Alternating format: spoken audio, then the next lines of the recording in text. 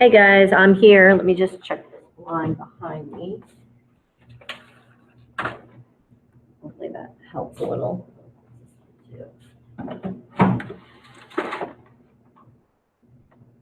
Woohoo! Okay, so we are here and I'm about to do global review. Okay, so if you are joining me, you can follow me at Merritt S Social Studies. That's for Merritt Social. I'm sorry, Merritt S Studies for Merritt Social Studies at Twitter. So you can ask me questions. I did post that in Google Classroom.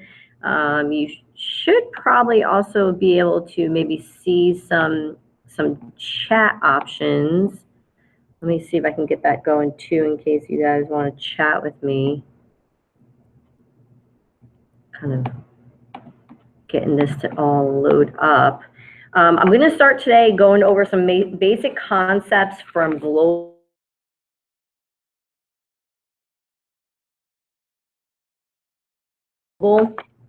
Yay. I see there's someone here. Okay. So hopefully you guys can get in here. If you have a question for me, you can tweet at me, or there should be like a live chat that you could do as well that you can check out. So I'm just going to start by going over some general concepts. These are things that we've done on our word association, but usually in the beginning of the Regents, there's a basic question about a social scientist. So that could be a political scientist, someone who studies politics, like elections and voting. It could be a sociologist. This is someone who studies societies. Maybe they look at different demographics, you know, like how many people of a certain age live someplace, or maybe ethnicities in a region. Also could be an anthropologist. This is someone who studies the cultures from various societies. You could have a geographer, someone who studies topography or creates maps, studies climates. An archaeologist, this is someone who looks at ancient civilizations by what they left behind, such as artifacts.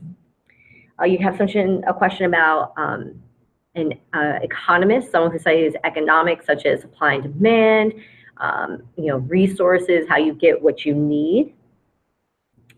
I think those are the most of the general concepts you might see. One of the other concepts that pops up a lot, and I know in some of our practice tests you guys saw this, is a question about the Leakeys. The Leakeys were archaeologists, and they found the remains of what becomes known as Lucy. It's a very early human ancestor. And one of the things that often comes up about this is this idea that humans originate in East Africa because it's found in Africa. So those are some just basic concepts that you should know for maybe like the first couple of questions on the Regents. One of the other things that happens is there's a lot of questions about the Paleolithic and the Neolithic, and people get confused all the time. So Paleolithic is the old Stone Age. Neolithic, neo is new, and this is the new Stone Age. So in the old Stone Age, the Paleolithic, people are hunters and gatherers. They're nomads. And Miss Hardy in class might say, like, they have no home, nomads, no home, to help you remember that. But they follow animals as they hunt, and they move around. They don't own much. But then the Neolithic Revolution happens. This is a massive change in society. And what we see is these hunters and gatherers don't have to rely on that as their main source of food. Now they can actually domesticate animals and plants. They become farmers. They settle down, and they use. Have to rely on that. Oh, get a little feedback there. So they get some major changes happening with how they meet what they need, and it sometimes is a good essay topic. So Paleolithic, nomadic, hunters and gatherers. Neolithic, the Neolithic Revolution, big change. They settle down, they domesticate animals, they grow crops. And this is going to allow for them to start to develop a, what's the word? food surplus. Hopefully you guys are thinking about that. And once they have a food surplus, this allows them to have enough food to feed their people and have some left over. So then what they can do is they can start to develop into civilizations. I'm just typing into group chat, into live chat, in case anyone's doing that. So these are those ancient civilizations, the river valleys. So these river valley civilizations are going to be like ancient Egypt. You know, they have pharaohs and they have pyramids. They're along the Nile River in Egypt. Then you have Mesopotamia. This is, you know, the Fertile Crescent. You have Tigris and Euphrates rivers. You have India with the Indus River and these early civilizations of Mohenjo-Daro and Harappa. Mohenjo-Daro and Harappa are organized, they're well planned out, they have a sewer system, you know, everything's very organized, which suggests that they had a pretty well-structured government who could, you know, organize all these people and put them to work. And then, of course, in China, you have the Hanghe River, you know, that's the River of Sorrows. And all of these groups have in common this water aspect. They're all along river valleys. They need it for fertile soil. They need water for their crops, so they could use, you know, irrigation systems to increase the amount of land that they can grow their crops on. And they can also use this for trade. So those four key ancient civilizations are ones that you should kind of keep in mind. If you see anything about river valley, just know they're by a river. So it's going to involve the importance of water. I'm going to give you guys a moment. I'm just making sure I don't miss anything. When we talk about Mesopotamia, one of the big things that pops up a lot is Hammurabi. Hammurabi was a king. He had this law code, the Code of Hammurabi, where he, you know, is famous for that eye for an eye. You know, if, you know, a son strikes his father, his hand should be cut off. But the other thing it's really well known for is differences in social classes. If you were a noble and you hurt another noble, you would have the same thing done to you. So say I was a noble and Miss Harvey was a noble and I accidentally, you know, burnt her house down. I would have to compensate for that. You know, if I accidentally broke her arm, they would break my arm. But say there was a commoner or someone who was considered a slave, and say, you know, a noble had led to their death, they would just have to pay a fine to whoever the owner was. So there are differences. I'm just getting comfortable here. Sorry, guys. In social status and punishments according to your social status and whom you hurt. Okay. The other thing to keep in mind is when we're talking about ancient civilizations would be in China. So they have this mandate of heaven, believing God gave them the power to rule, but they also have the dynastic cycle. And let me see if I have my little notes so I don't forget anything. So you guys might remember this from class, the dynastic cycle. That's probably backwards for you. But you have a dynasty being founded. Everyone loves them. Next thing you know, they are prosperous, so they increase taxes, so they can, you know, build canals and roads. But then there's a period of decline. Taxes keep getting higher. People can't afford it. And maybe a natural disaster hits. And then what they do, oh, hold on. Sorry, I'm just broadcasting. Okay.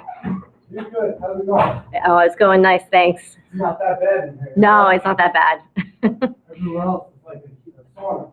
Yes. So then you have this period of decline where people are going to rebel against them. The dynasty will be overthrown. And then there's a new dynasty that's going to be set up. And that's in China. When we're talking about India, besides Mohenjo-Daro and Harappa, later on, you're going to have a leader called Ashoka. Thanks. See ya. So Ashoka is Buddhist. He is going to convert to Buddhism. He's going to help spread Buddhism, but he's also very religiously tolerant. and tolerates both Hindus and Buddhists. But this allows Buddhism to spread throughout India and even into later into other parts of Asia. He writes the Edicts of Ashoka, which are a collection of laws. So sometimes these Edicts of Ashoka might be compared to Hammurabi's Code or maybe Justinian's Code, but these are all just basically guidelines for people to follow, in laws. In India, eventually, we're going to enter into what becomes known as like classical civilizations. And this is going to be things like Greece and Rome. But India also has a classical civilization. It's their golden age. So hopefully you guys know what a golden age is, right? Things are golden. They're going really well. Typically, there's advancements in math and science, literature. And this happens in India with the Gupta dynasty, which I love to say Gupta. They advanced their empire. They're known for creating, decimal systems and the concept of zero. Things are really well there. They're going to have all kinds of advanced architecture. When we talk about classical China, this is when we get into like the Qin dynasty with Shi Huangdi, and he creates legalism, which is a very harsh punishment for these crimes carried out, high taxes. And that's going to give way to the Han dynasty. And a lot of you are like, I can't keep track of all these dynasties. You don't necessarily have to keep track of all these dynasties, but if you have a really good idea of some of the accomplishments of what's being done there, then you should be okay. You should be fine. So with the Han, you get Confucianism becomes popular. And it's going to set up a system of civil service exams. So if you want a government job, you need to pass a civil service exam to get that job. Confucianism is going to influence Chinese society for many, many centuries. You see that people are going to be able to advance based on their knowledge and their ability.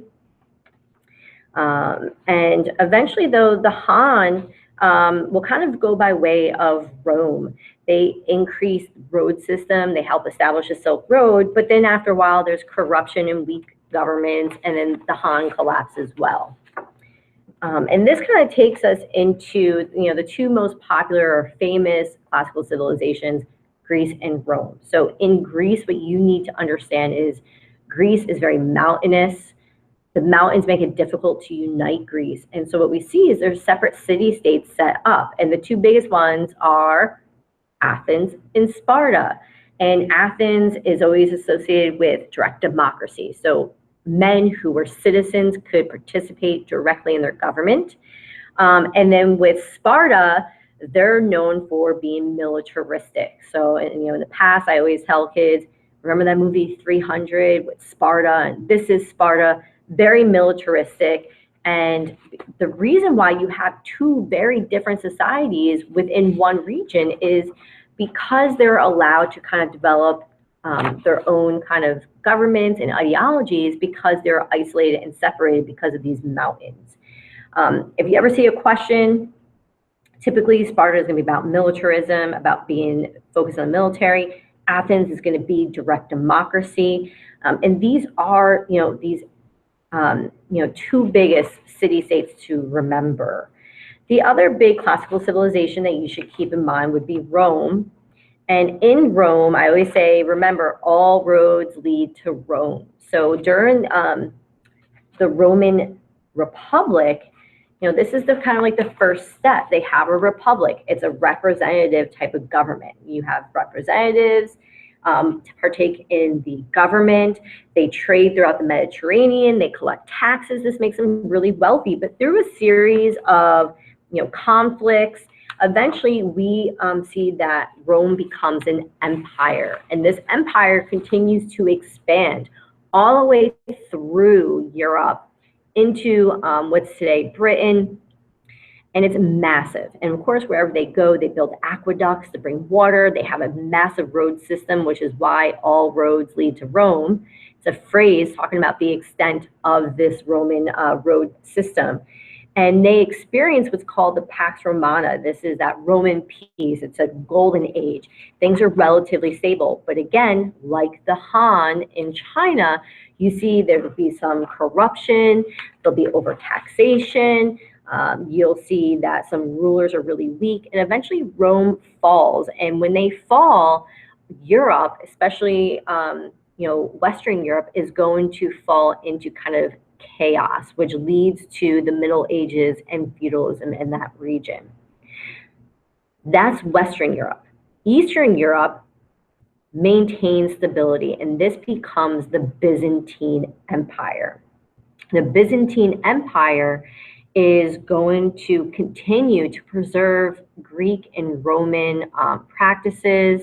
They are going to spread into Russia and influence Russia with like the Cyrillic alphabet, Orthodox Christianity. So that's a form of Christianity where the Pope is not the head. This is also called Eastern Orthodox Christianity. And Justinian, who is one of the major leaders of the Byzantine Empire, will create a code of laws from all these Roman laws that had originally been established in Rome. So he takes the 12 tables, which was the Roman code of laws, and he has people go through them and they organize them, and he creates the Justinian code of laws. This is often associated with the Edicts of Ashoka, or maybe legalism, or Hammurabi's code. But again, all of these are basis for society's function. They're codes of laws. This is how people should behave. This is punishments if they don't behave a certain way. So if you see a multiple choice, often they will be mixed together. Okay, I want to make sure I'm not missing anything important from my notes. Okay. So then this is going to bring us into the belief systems real quick. I know some of you had asked me about the belief systems. So there's a couple that you should know. So the ones that are considered polytheistic or having multiple gods, poly is multiple gods, are Hinduism and Buddhism. Those are the big two polytheistics that you should know, and they're very closely related. So Hinduism has many gods, but the big thing that comes up about Hinduism is their caste system. So this is the social hierarchy, and at the top you have priests, and at the very bottom of that social hierarchy you have the pariahs, the untouchables. These are people who are impure, and the caste system is all based on your birth. Okay, so you're born into it, you can't change it. You must marry within your caste. If you are at the top, that means you're closer to being freed from this cycle of reincarnation. Reincarnation is when you're, pass away and you're reborn as another being. So karma is, if you have good karma, you've done good things in your life, that when you die, then you'll move up in this social structure and you'll come back at a higher level. But if you've had bad karma, you've done bad things, you come back lower. So you should keep in mind caste system and karma. And then another key term that comes up is dharma. And dharma are these rules that you should follow based on your caste.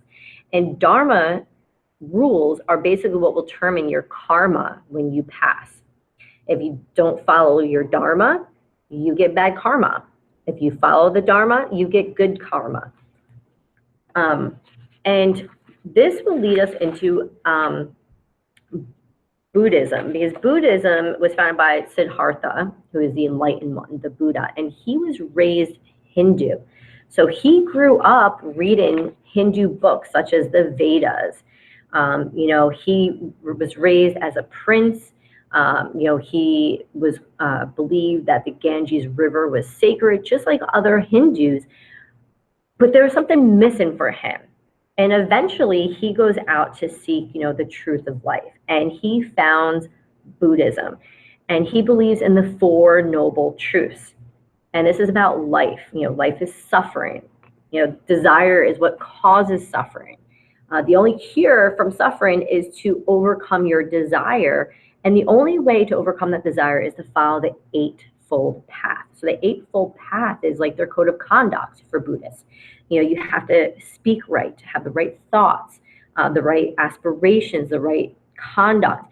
All these just build into how one should behave based on the Buddhist teachings. So for Hinduism, you should know reincarnation, karma, dharma, the Vedas, the Upanishads, which is another holy book, and you should know the caste system. Buddhism follows a lot of the same things, but Buddhists reject the caste system. They do not believe in that social hierarchy. And they do follow karma, and they also follow their Four Noble Truths and the Eightfold Path. That brings us into a couple of Asian philosophies. The first one, these Chinese philosophies, that's the most important because it comes up the most, is Confucianism. So this is founded by Confucius.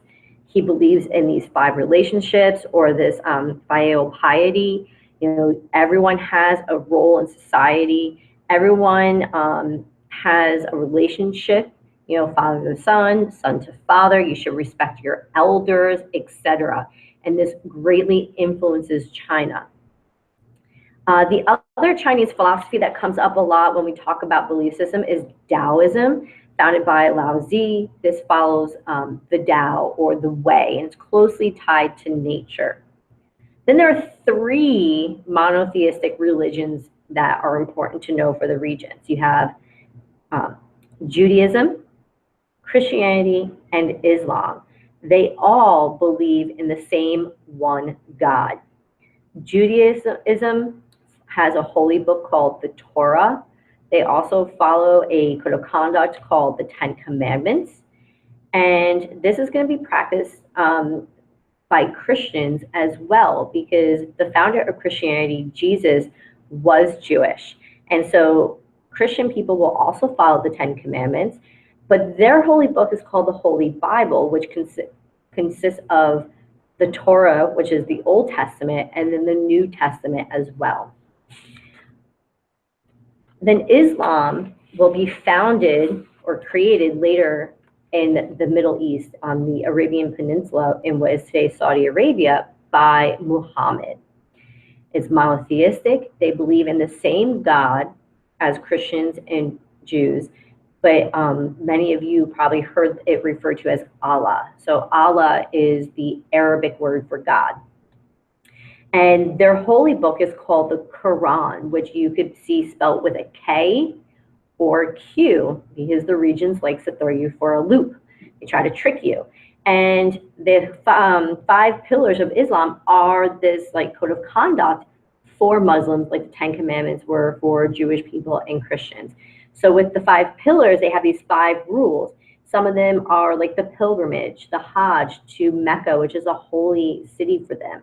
They have to pray 5 times a day. They have to give to the poor. And they have to fast during the holy month of Ramadan. So these are just some of those key belief systems that you should know. Whew, it's getting hot in here. Okay. So let's talk about, I already talked about the Byzantine Empire. And so what I want to talk to you a little bit about then is Western Europe during the Middle Ages. So what we have is the Roman Republic collapses. It falls. There's corruption, too many high taxes, the empire is just way too big. And when it collapses, Western Europe is devastated. There's chaos. There's no central government. So you have all these barbarian kings that kind of take over and rule. Education declines, trade declines, and they kind of close themselves off, and they turn to the king's manor. And this is where safety will be found. So you have these self-sufficient manors. It's manorialism, where people live and they work. And this is going to be created under this government system called feudalism. So feudalism is all about land. The more land you have, the wealthier you're considered. So land is controlled by the lord. And if you are a serf or a peasant on that land, you'll be given a piece of land for you to farm that you can live on. And what you need to do is give labor, your work, and crops to the lord. In exchange, the lord and his knights will protect you from Vikings and other barbarians, as far as they're concerned, from attacking. If your king or your lord ever goes to war, you're bound to him, so you'll go and fight with them. Knights were the main soldiers. They were trained soldiers, and they followed this code of chivalry. And chivalry was like told them how they should behave. And often this is compared to the Japanese samurai's code of Bushido. So a lot of people struggle with this Middle Ages. So Middle Ages, it's chaotic after Rome. Feudalism comes along, everyone lives in these feudal manors, they work on that land, they're bound to that land. The more land you owned, the wealthier you were. However, the people who owned the land were lords. A serf did not own the land that they lived on or that they worked on. That was just kind of loaned to them for them to maintain. Okay. During the Middle Ages, the Catholic Church in Europe was all powerful. They impacted politics. Kings were loyal to them. They unified all of Europe. There was only Christianity in Europe, and it was only the church in Rome that held that power.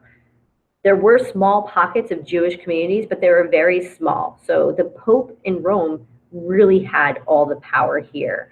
And that's going to continue until the Protestant Reformation, which I'm going to get to a little later.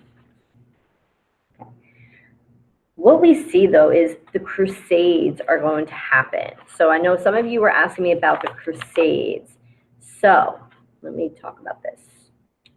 So what happens is Muslims control the holy city of Jerusalem. And this is holy to both Jewish people and Christians. And Pope Urban II will call for the Crusades. And he will ask that Christians in Europe go and fight the Crusades. This is a way to kind of escape, the drudges of life. Maybe there's an opportunity for you to get wealthy, but hey, at least you're not a peasant, on this farm with very little rights. So people in Europe trudge all the way across Europe to go fight the Crusades, to try to take this holy city back. And ultimately they fail. The Crusades are the most successful failure ever. Christians never take control and maintain control over the Holy Land of Jerusalem.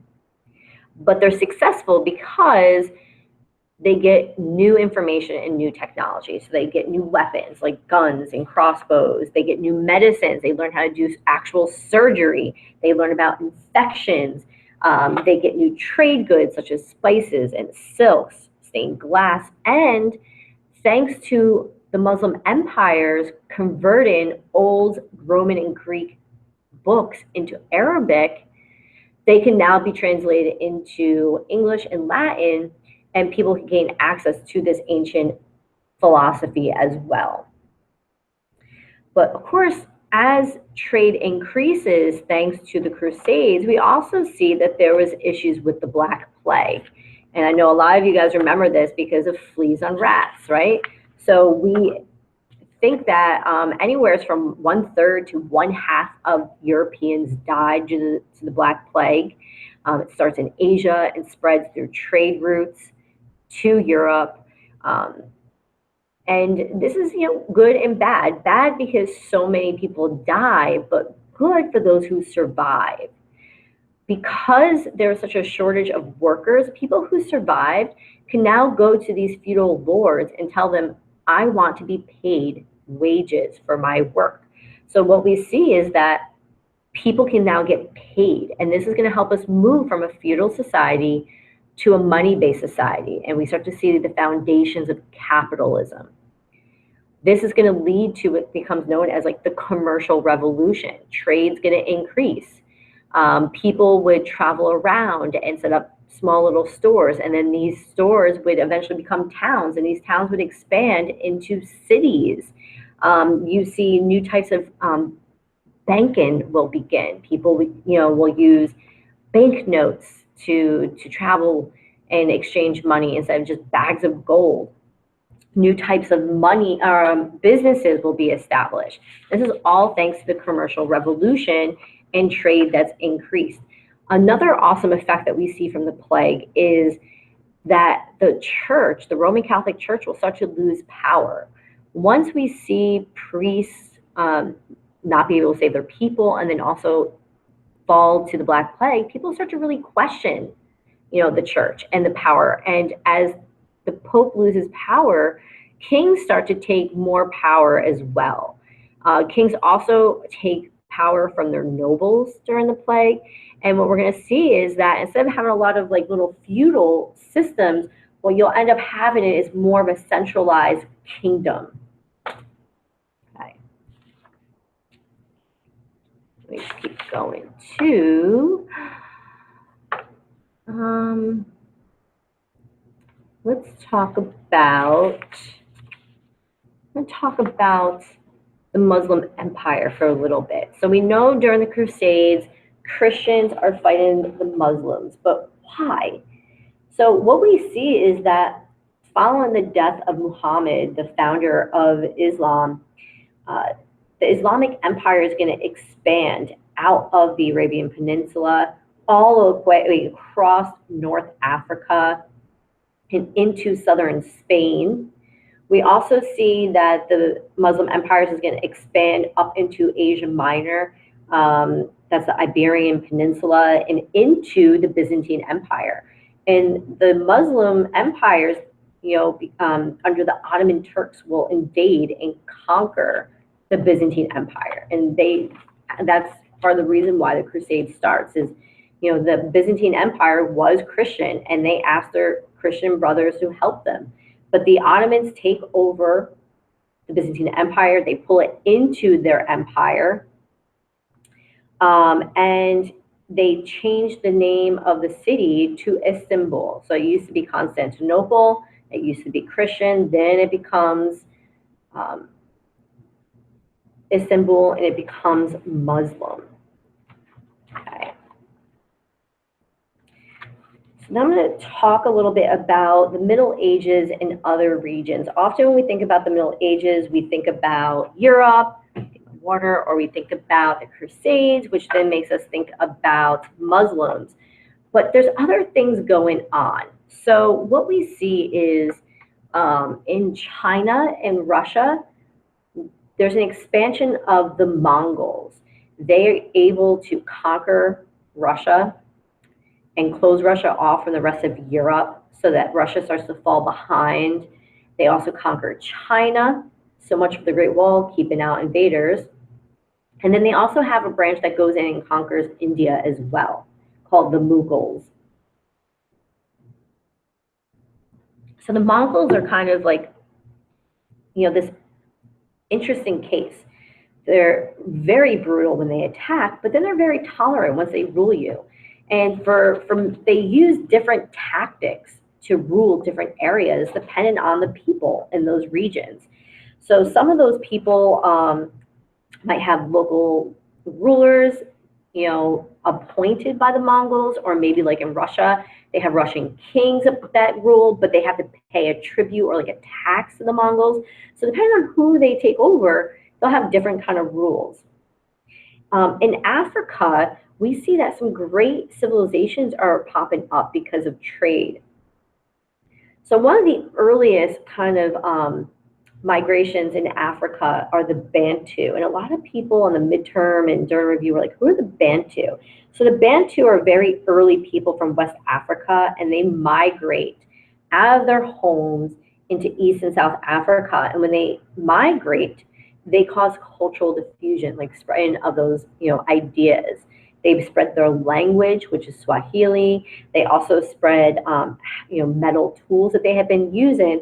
And this is going to continue out into other regions of Africa. But what comes up the most about Africa in these early years are these trade routes. Africans or people in West Africa were able to figure out how to trade across the Sahara Desert using the camel. So they'd have these camel caravans where they would just have people and several camels, and they would trek through the desert, and they would trade gold and salt. This makes them extremely wealthy. And three of the most famous would be Ghana, Mali, and Songhai. They become very prosperous before any Europeans are really in Africa. And one of the most famous of these African kings would be Mansa Musa. Because Islam had spread throughout North Africa, and you see that these West African nations are trading across the Sahara, Islam is going to spread in these trade routes. And Mansa Musa becomes Muslim. And I always say, remember the 5 M's. Mansa Musa, Mecca, Mali, Muslim. So Mansa Musa was a leader from Mali. He is Muslim. He is in Mecca. He takes a pilgrimage to Mecca. And if you can remember that Mansa Musa is from Mali, he's Muslim, and he travels to Mecca, that's going to help you get multiple choice questions about him correct. He is going to help encourage the spread of Islam throughout Africa, and that's really going to help North Africa become very dominant with Islam. Okay.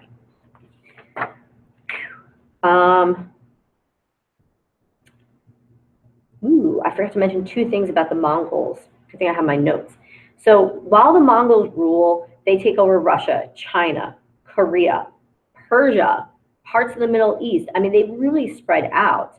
And what we see is they do promote contact in certain parts of their empire with the rest of the world. Marco Polo, Ibn Battuta, these are people who will travel throughout the regions controlled by the Mongols, and they kept very detailed journals about their travels. Some of these journals are probably exaggerated, but it kind of gives us some insight as to what's going on here. Okay. And what we see is under Mongol rule, we have Pax Mongolica. So similar to the Pax Romana, this is a golden age. There's little crime.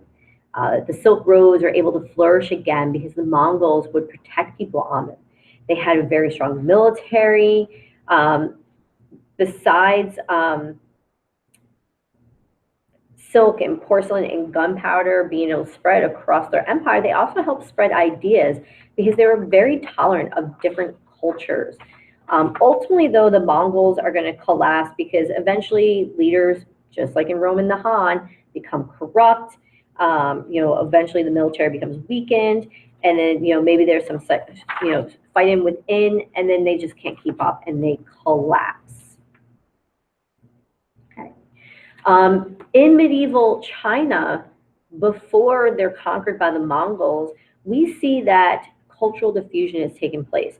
China is very close to Korea, and they're trading with Korea, and then from Korea, information is going to spread into Japan.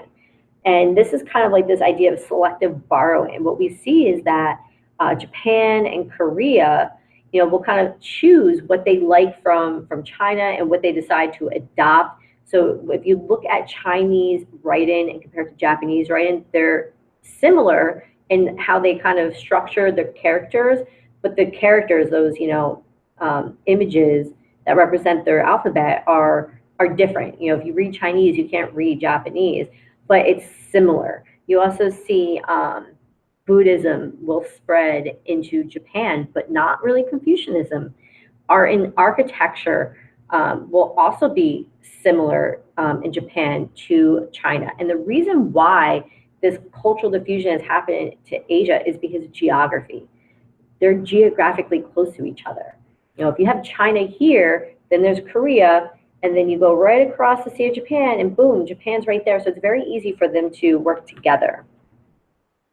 Japan itself is going to develop, some unique characteristics.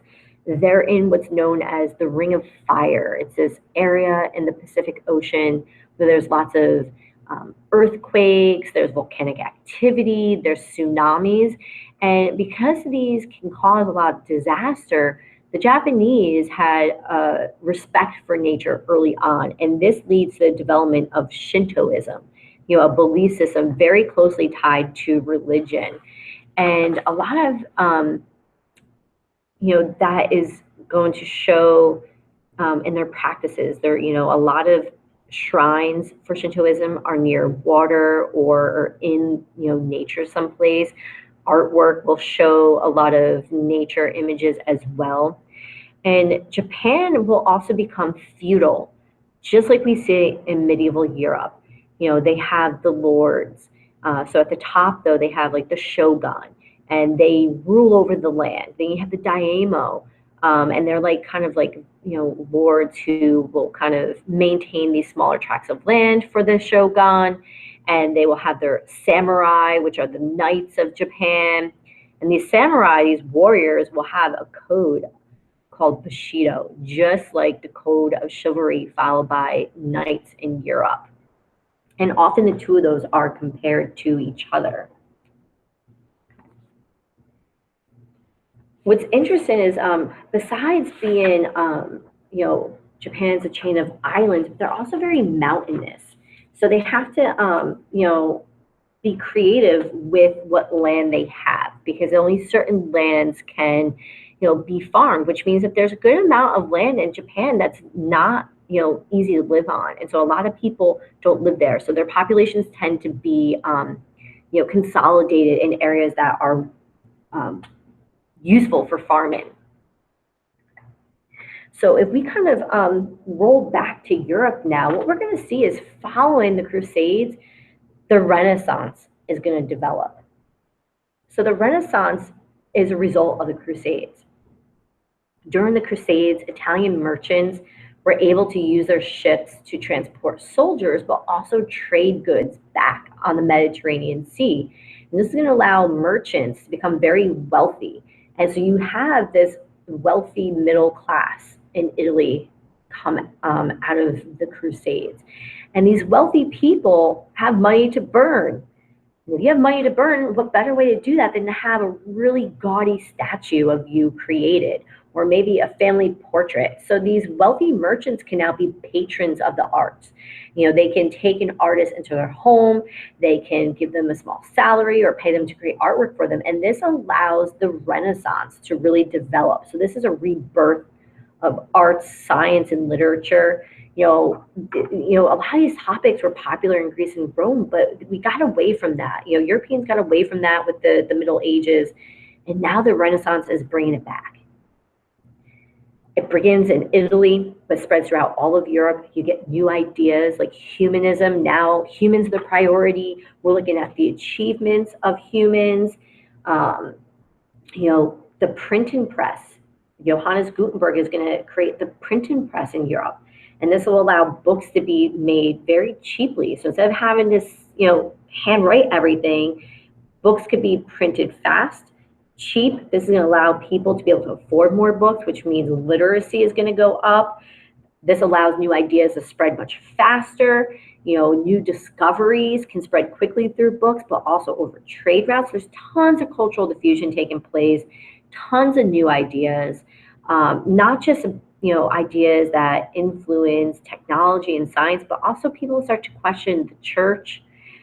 They start to use science to kind of wonder about the universe. You get people like Leonardo da Vinci and Michelangelo, who are inventors and sculptors and artists. But you also get some new books. And one of the big books that pops up is Niccolo Machiavelli's The Prince. And in this, he explains to princes how to get and maintain power. And his whole theory is the end justifies the means. So whatever you have to do to maintain power, it's fine. He's also quoted as saying it is better to be feared than loved. But Niccolo Machiavelli is trying to use philosophy and these ideas to justify harsh rule in order to maintain your power. Okay. And what we see from the Renaissance is not only that people start to focus on what individuals can do, but they start to question traditions. And this will bring us into the Protestant Reformation with Martin Luther. So Martin Luther writes the 95 Theses, and he nails it to the church door. And in it, he criticizes and questions the Roman Catholic Church. And one of his biggest issues is the sale of indulgences. So this is a pardon for sins. You pay a fee and you're forgiven and you can go right to heaven. And Martin Luther had some serious beef with this. He was like, I don't understand how you can just buy your way into heaven.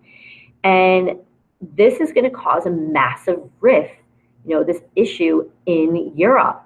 The Roman Catholic Church had been all powerful for a very long time, but now as feudalism is starting to come to an end and kings are starting to gain more power, they want their own kingdoms and they want to kind of break away from the church to increase their own power.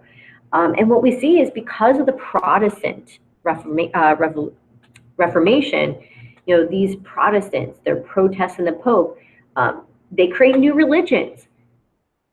Catholicism, Roman Catholicism, is no longer the only religion in Europe. Now you could be Protestant, you could be Lutheran, you could be Calvin, you could belong to the Anglican Church in England. And so it really weakens the power of the Pope. And as the Pope loses power, kings are there to step up and take that power back from them. And of course, the church doesn't like this. They come up with a counter-reformation to try to reform the Catholic Church, to encourage people to come back and stay. So they hold a Council of Trent, and they discuss, all the issues that were brought up, and how can we make this go away? They outlaw the sale of indulgences, but it's a little too little, too late. There's already a loss of unity with religion.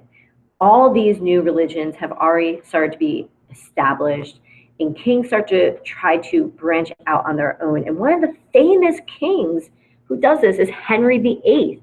Tons of movies and TV shows about him, but this is the guy who had wives divorced, wives beheaded, wives who passed away, and all this in a quest to get a son, an heir to the throne. His first wife did give him a daughter, but he wanted that son, and he wanted to divorce her so he could take a new wife and try for a son. And of course, Catholics believe divorce is a sin. So the Pope was like, no, I'm not going to grant you a divorce. So Henry VIII was like, if I make my own church, I make my own rules. So he breaks away from the Roman Catholic Church. He makes a church with himself as the head, and he goes on to divorce that wife. Of course, his second wife didn't fare too well because she got her head cut off. Not too good. But besides the Protestant Reformation, there's tons of change going on. We enter into the scientific revolution, new technologies, new ways of thinking about the universe. Copernicus, Galileo, there's new discoveries in chemistry, anatomy. People are doing research and using the scientific method. This will then lead to the Enlightenment, which we're going to get to in a little bit. But because of these new technologies and all this connection happening, exploration is going to explode. And there's going to be a whole age of exploration. So people like spices, they like peppers. They also are upset because Italian merchants are charging high prices, but also remember those Ottomans, the Muslim Ottomans had taken over trade routes in the Middle East. I mean, the Middle East was like, this cultural crossroads. All these trade routes came through there, and now they're controlled by the Ottomans. And Europe was like, how can I get around this? So I always equate this to buying shoes at like a Foot Locker. They're the middleman. Why go to Foot Locker if you can go to the Nike outlet and buy directly from Nike? You want to cut out that middleman. So this is going to encourage people to explore and find new routes to India and Asia to get the trade goods that they wanted. But it wasn't until new technologies were developed that they could do this. You have the Caravel, a new, larger ship. It's got a deep keel, so it goes deeper in the ocean. So it allows you to be able to transport yourself further. You also have the astrolabe so that you can determine your location. You have the Latine sail. It's a triangular sail that allows you to sail against the wind. And then, of course, as all these kingdoms start to emerge and they're trying to increase their power, they want to increase their wealth. So they start to invest in these voyages to increase profit. And probably one of the most famous would be Queen Isabella of Spain. Spain had been ruled by Muslims, and Isabella and her king are going to have a reconquista and reconquer Spain from the Muslims, kicking the Muslims out of Spain. And now the queen wants to make a name for themselves. So she's going to invest in none other than Christopher Columbus. And Christopher Columbus, as we know, is going to discover the New World. And he is going to lead to the encounter, that moment that Spanish conquistadors meet with Native Americans. And probably what's most important that comes out of this encounter is this Columbian exchange, massive cultural diffusion. So you have an exchange of culture, technology, disease, plants and animals between Europe, Asia, Africa, the Americas. All of this begins with Columbus. Cultural diffusion, floral diffusion, those are plants, fauna diffusion, new animals. If you like the potatoes, comes from Peru, right? I mean, amazing what happens. Unfortunately, because of the encounter though, Native Americans are going to be decimated. You have 3 civilizations in America: the Mayans, the Aztecs, and the Incas. They were established long before any European came there. They were civilized, well, in that they had advanced societies. Mayans had writing systems. They had a calendar. They had advanced mathematics. Great at building these massive structures. The Aztecs, they had this massive city built in the middle of a lake. It was called the Venice of the Americas, and they had these floating gardens called chinapas that they could grow on. They were able to take swampy land and build it up to create these massive structures, showing that just how advanced their society was, how knowledgeable they were. They didn't have any tools like we have. They couldn't go to Home Depot. They were able to cut and move stone from miles and miles away and build these massive pyramids. The Incas were in the Andes Mountains, and they were able to build a huge road system connecting their entire empire. And people could run from one end of the empire to the other end in the day to relay messages. They are also in the mountains, and they were able to create these massive terraces cut out so that they could farm and feed their massive empires. All of this before the Europeans got here. Unfortunately, when the Europeans came, they had diseases that Native Americans were not protected against, and many of them died. And conquistadors, those conquerors from Spain, had more advanced weapons and were able to really hurt, decimate, those numbers in America. Okay. So I am going to, my throat is starting to get a little sore.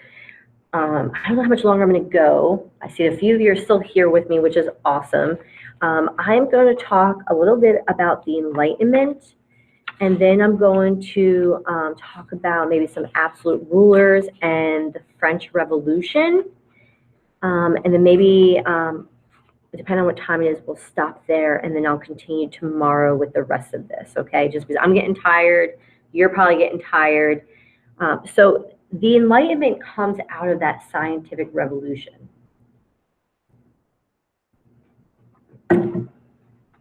Let me see if there's any questions really quick. Okay.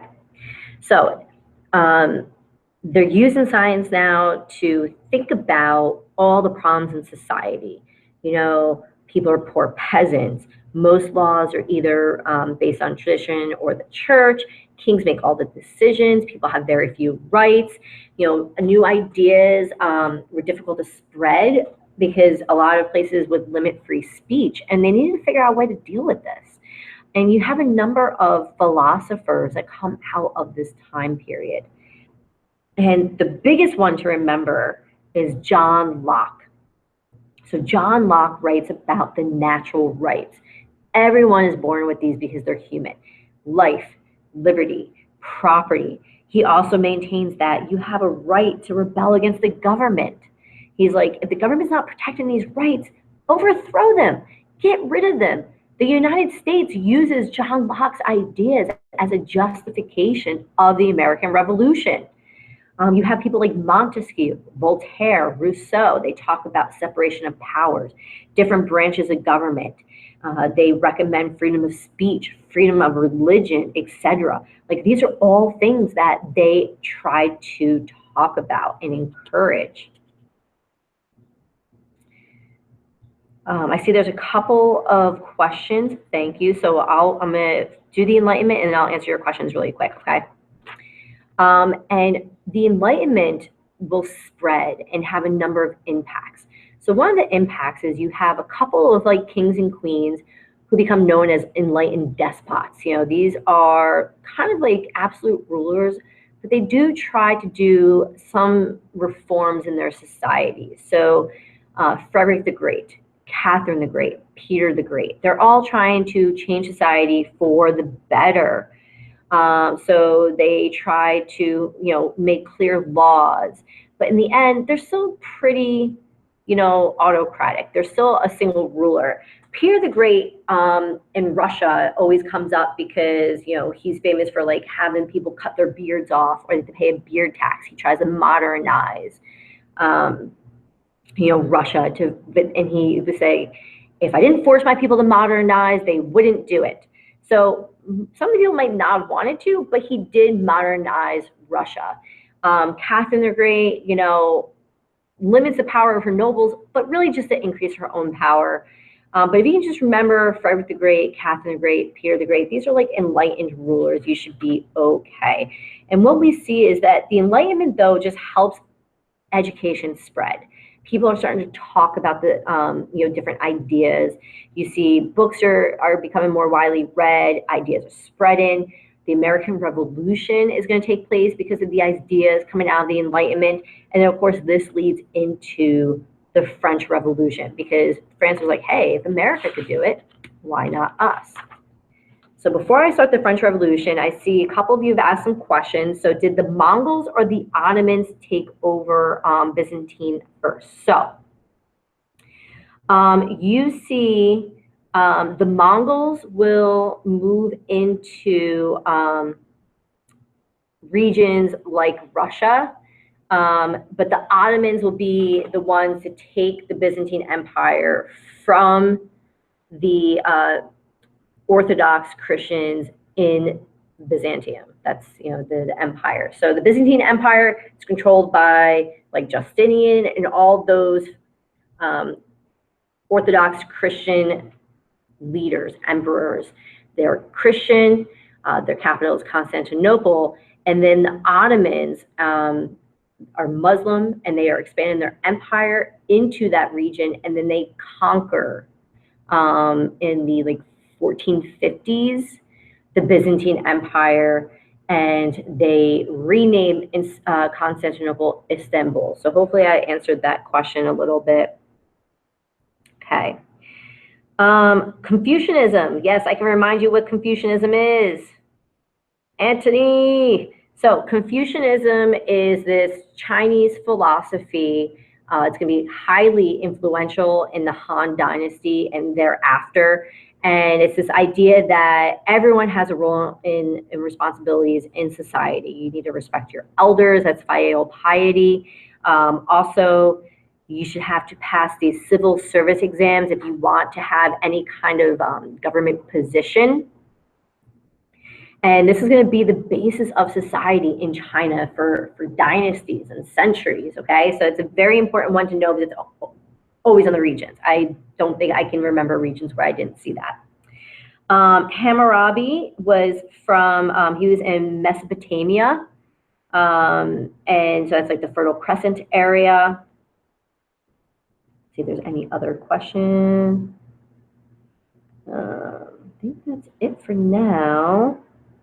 See, you do not need to know about the Aryan Empire. I mean, that's, you know, basically what's going to move down into India, but I haven't really seen a multiple choice about that.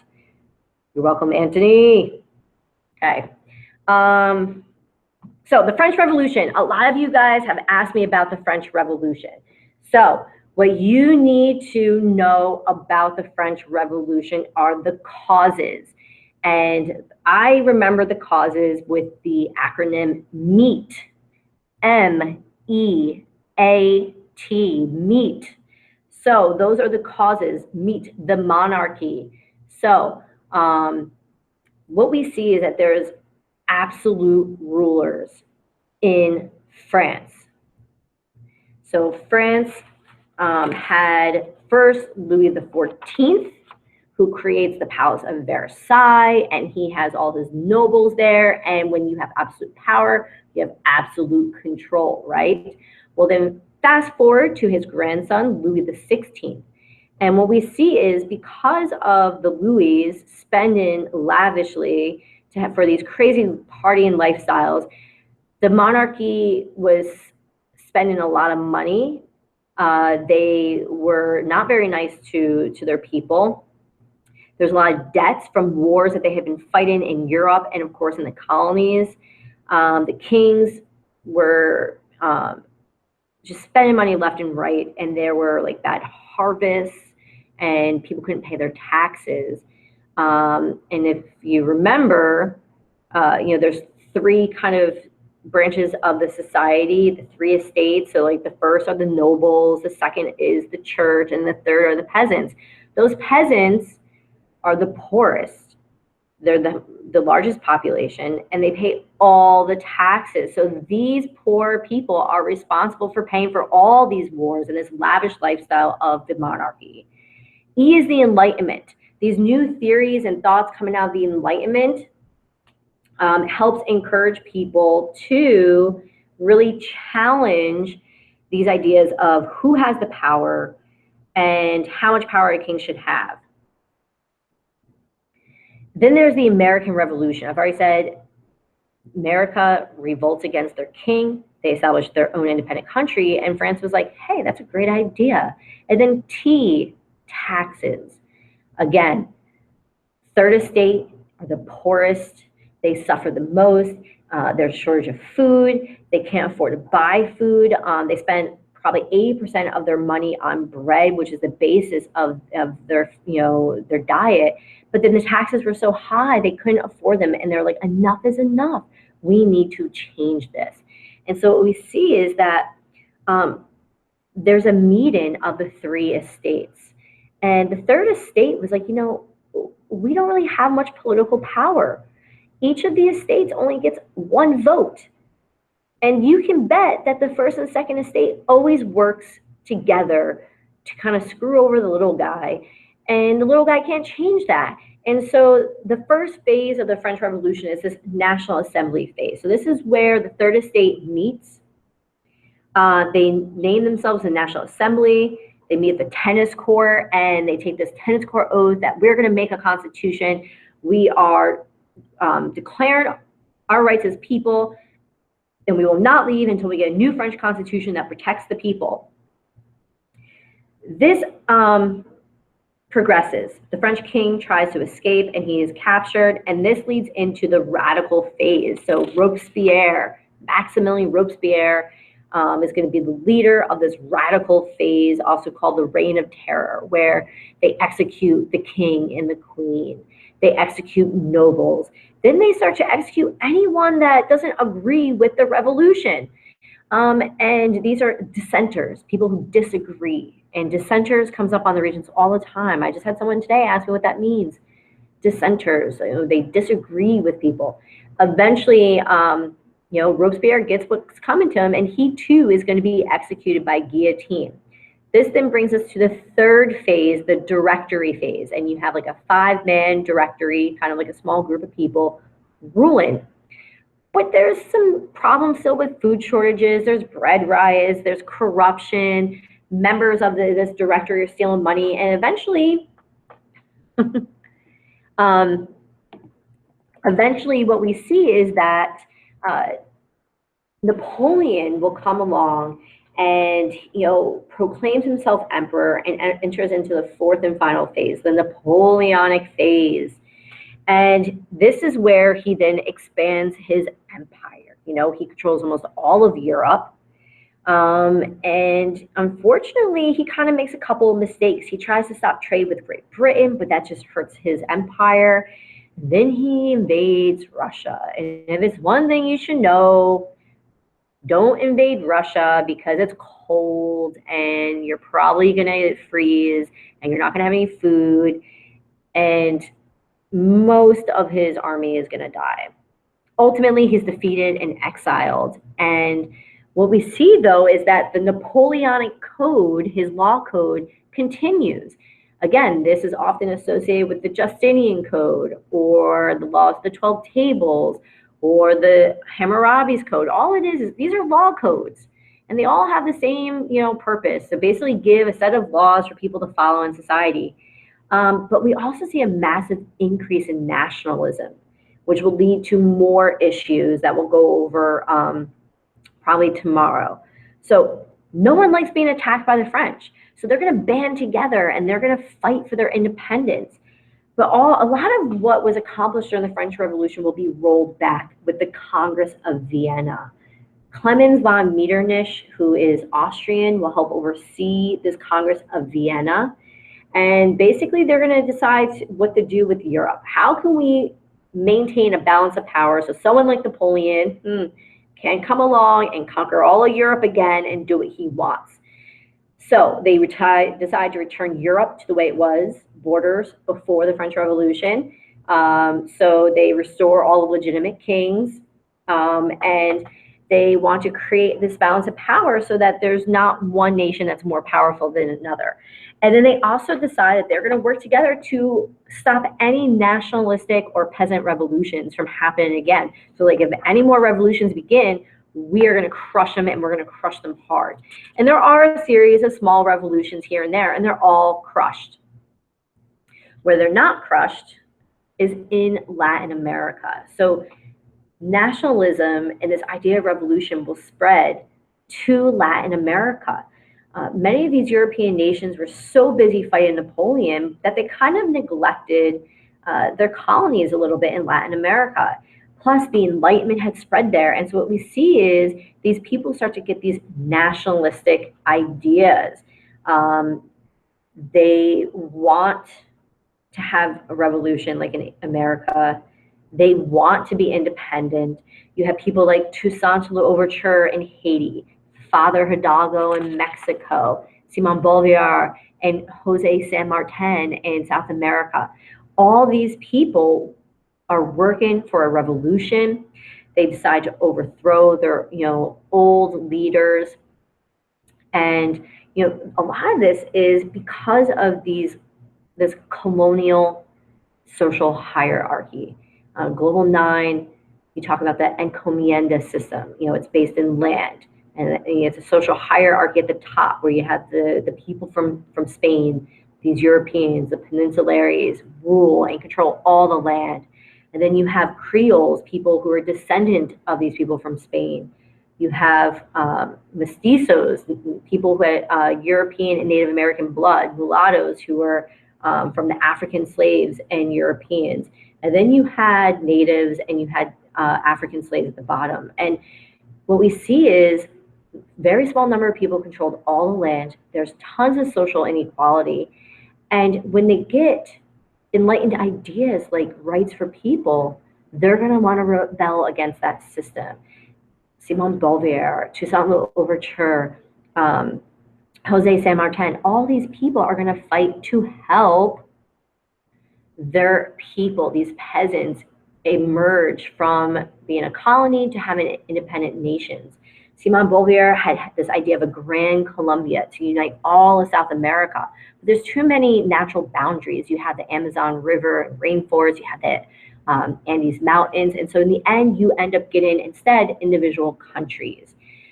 Eventually, the king of Brazil was like, I'm catching on to this. You guys want independence. So let's forget a revolution, and Brazil, you can just be independent. But the effects are that we get independence in Latin America. Yes, they're influenced by the Enlightenment, but very, very little changes. Creoles still own the land. So yeah, people from Spain are at the top, but the Spanish descendants are still at the top. People are still really, really poor. And it doesn't really change much. Part of the reason why they knew about the American and French Revolution is people like Toussaint Louverture were military trained. They had gone to Europe. They had gone to school in Europe. A lot of these wealthy families that were living in Latin America would send their children to schools back in France for proper training before in school in Spain as well, and then they come back. Some of them even fought against Napoleon. So they were pretty aware. But then, of course, also thanks to the printing press, books would be made up and they were being spread away. So hopefully I answered that question for you. So are we with me? Still with me? Let's see. See if I have any other questions before we move on. Oh, okay. Yes. Let me quickly talk about Taoism. So Taoism is spelled either with a D as in dog or T as in Thomas. And this has to do with nature. Everything in nature, whether living or not, has like a spirit. So this is like it's a Asian philosophy tied to nature. So hopefully that answers that question. Whew. Do I want to do nationalism in Europe? What do you guys think? Let me see. I thought I could go to World War I, but I'm getting really, really tired and I'm starting to leave things out. So I don't know if I want to go that far. Let me talk a little bit about nationalism and then I'll break and I'll answer any more questions. And if there's no more, then I'll pick up with this tomorrow. Yes, Italy and Germany. Okay, so nationalism. We all remember that cartoon where you have the magnet pulling nations together. So nationalism can unite. Nationalism can also divide. So we'll talk about nationalism dividing probably tomorrow, but nationalism unites. And there's two cases you need to know for the regions. And that is the unification of Italy and Germany. So this is a case where you have independent city-states in Italy, independent city-states in Germany. And after Napoleon, people are like, you know what? Nationalism is good. We have pride in our nation. In Italy, people like Giuseppe Mazzini, Giuseppe Garibaldi, Count Camillo Cavour, and Victor Emmanuel II start to talk about a unification of all these Italian city-states. They're starting to play on these old legends of Rome. We're going to make ourselves, this wonderful empire again. We're going to reunite Italy. And so they use a lot of imagery from old Rome to encourage people to want to unite.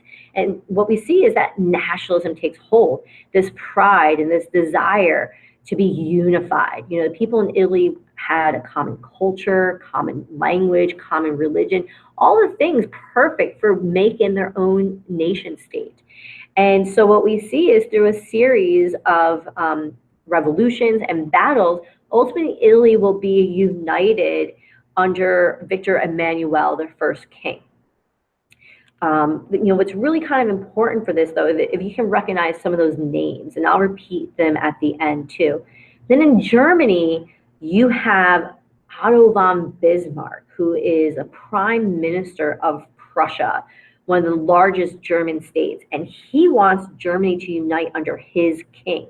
He's like, if we unify, we'll have one of the strongest economies in Europe. We had great resources. They had tons of trade and industry.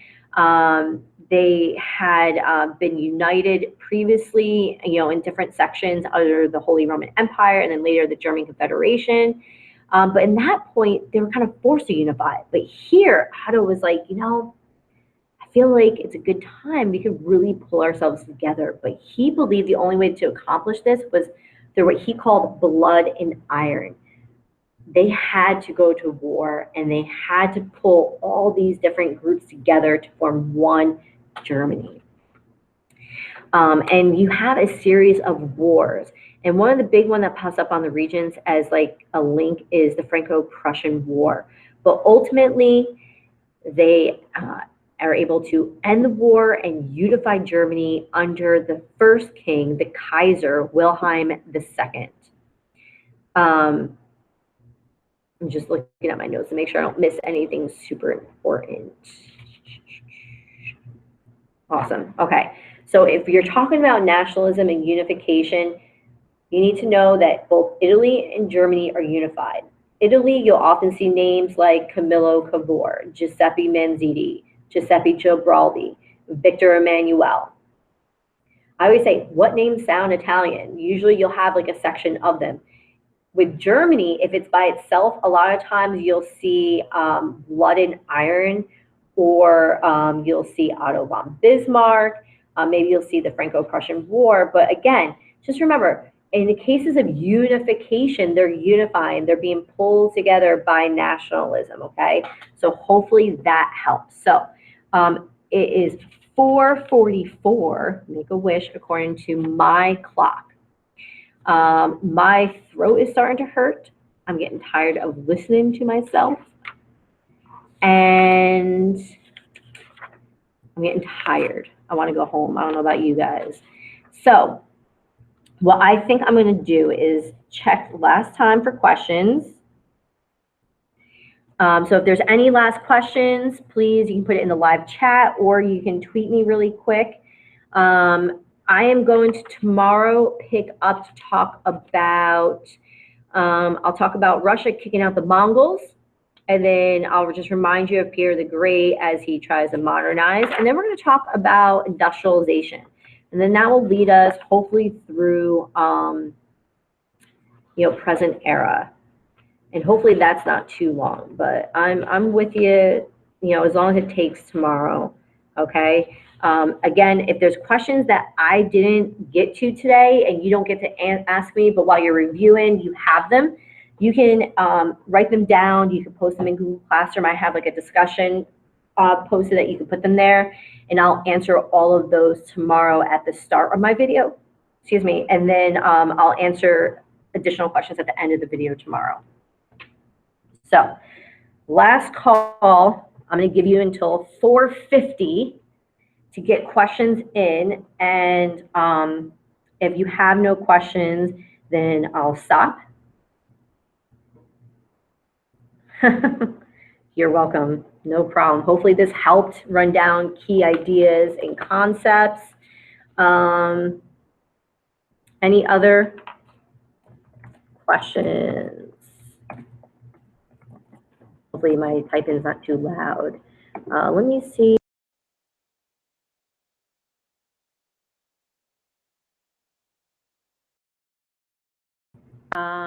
Okay, so I have one. What exactly are the Shinto and animism belief systems? So with animism, I always say think animals. So animism, are more like these early beliefs, like Neolithic or like tribal beliefs in Africa, where they, see things in nature as having like these spirits. And Shintoism is very similar, but Shintoism is in Japan. So Shintoism in Japan closely tied to their experiences with their geography. In that rain of fire, there's a lot of earthquakes, which causes tsunamis, there's volcanic activity. So there's also like monsoons, typhoons. So they have these experiences where nature can be very devastating. So they like fear and respect it. And Shintoism, kind of represents that. Things in nature have spirits, and a lot of Shinto shrines will be found by water or in the middle of a lake. So hopefully that helps. Let me see if there's any other questions posted in Google Classroom. I don't see any, so I'll check my live chat.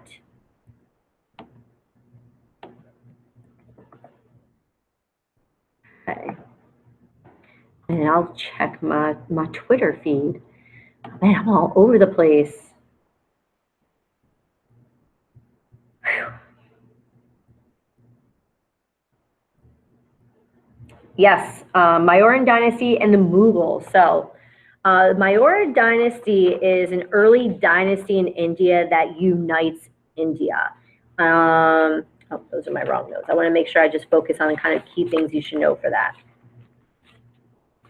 So the Maurya are replaced by the Gupta, which again, I love to say. Byzantine, Russia. Did I miss it? Okay. Oh, you know who else I almost missed? I'm going to have to go back to. Okay.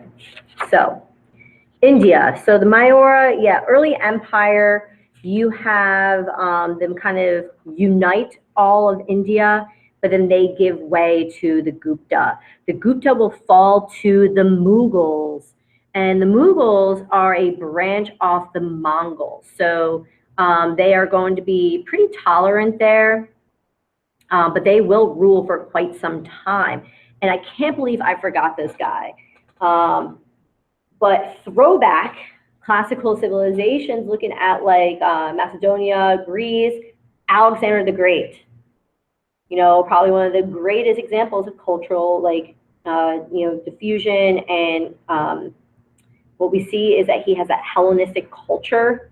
And so that's like Greek, Persian, Indian, Egyptian, all these cultures kind of blended together, which is why if you've ever been to the Met, which I love, and you go into their Egypt wing, towards the end, you'll see these sarcophagi, and on it will be a face of a person who looks very Egyptian, but then they'll have like the laurels around their head like the Greeks did, and that is from that Hellenistic culture. So if you remember Alexander the Great, Hellenistic culture, it's a blend of different cultures, you'll be good. Let's see, any other questions really quick?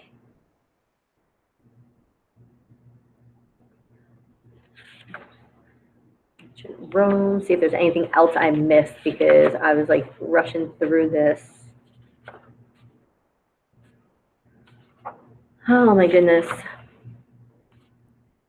Tomorrow I need to find a room with AC to do this.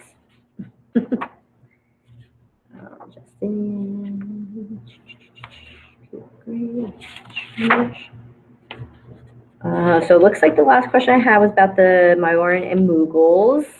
So I think that's good. Oh, you know what? I kind of glazed over absolutism really quick. So let me do absolutism. I don't know why I like skipped over that. I think I meant to go back and I just didn't for whatever reason. So absolutism are, absolute power corrupts absolutely. They're these absolute rulers. And this kind of emerges during the Renaissance, after the Protestant Reformation, the Pope starts to lose power, and you get these very powerful kings emerging, and they become these absolute rulers. So, Louis XIV is probably like the most absolute of absolute rulers, but you also have like Akbar, Suleiman, like all these different kings that we did at the beginning of Global 10. Let me see, I want to make sure I don't miss anything. So with the absolute rulers, what we see is they have complete control. The people don't have a lot of rights, and that's one of the things that leads to these revolutions, like in France. But it's different depending on where you are. France becomes very absolute, but I don't know where my notes are on this to make sure I don't miss anything. But it's not the case. Here it is. Got it. So absolute rulers. So they have complete military power, complete economic power, complete control over the traditions. Peter the Great was an absolute ruler. He's also classified as like an enlightened despot because he's trying to westernize and modernize. But he forces his people to do that. Like he had complete power to force his people to westernize. So, we're like, oh, it's good. He's westernizing, but his people might not wanted that. And he just used his power to force it. But Louis XIV is the big one, and they have all this control over their nobles, etc. But it doesn't emerge like that in England. You start to see that with like Henry VIII, where he's starting to get a lot of power. But I think that kind of makes people a little nervous in England. And what we see is that nobles will start to question this. You know, nobles want to prevent the king from gaining too much power. And so England forces the king to sign the Magna Carta, the Great Charter, which is always on the regents. And this limits the king's power. It forces him to have to go to the nobles to get taxes approved before he can collect it. And then eventually what we see is that this sets the foundation for the parliament, you know, similar to our Congress, to become more powerful. And so as parliament becomes more powerful, the king starts to have their powers more limited. And these powers being limited means that they're going to have a limited monarchy instead of an absolute monarchy. Parliament will continue to limit the king's powers. They will eventually have a glorious revolution in Great Britain where they're able to get the king to step down, and they replace him with William and Mary, and they get William and Mary to sign a Bill of Rights, the English Bill of Rights, to protect the rights of the people. So not only have they limited the powers of the king, but they've protected the powers of the nobility, and they protected the rights of the people. So we don't see absolutism in England like we do with France and other areas. Okay. So any other questions really quick? Let me check my Twitter. We'll see what else. Make sure I didn't miss anything that came to me last minute. I'm sure I'll get home and I'll remember something.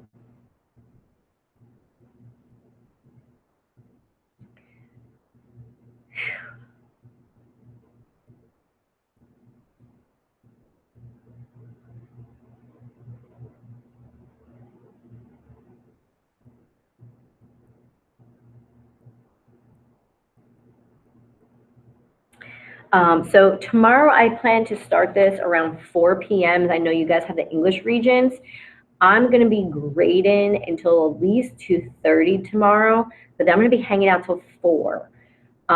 So if you get done with your English Regents and want to come, or not English Regents, English tests or science, I don't know, you have something. I can barely keep track of my stuff. Whatever you're done with tomorrow in the afternoon, if you want to come find me, I'll post in Google Classroom the room I'm in, and then I could always go over some things in person with you too. I'm trying to get my tweets to load to see if there's anything else.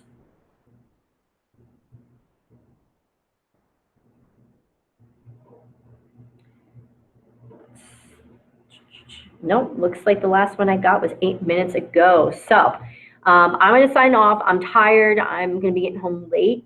But tomorrow I'm going to find a nice air-conditioned room so I can last a little bit longer. I'll post in Google Classroom the room I'm in. So if you're done with your tests and you want to come find me to ask me questions, you can do that as well. I want to say thank you to everyone that stopped in. Remember, you get extra credit, and you get extra credit for the questions you asked. So those of you who asked, good job. If you think of any, go ahead and post them in the discussion in Google Classroom, and I can make sure I cover those at the beginning of my video tomorrow. I'm going to post this archive video in Google Classroom so you can access it as well. So make sure you get rest, not only for your test tomorrow, but for my test, okay?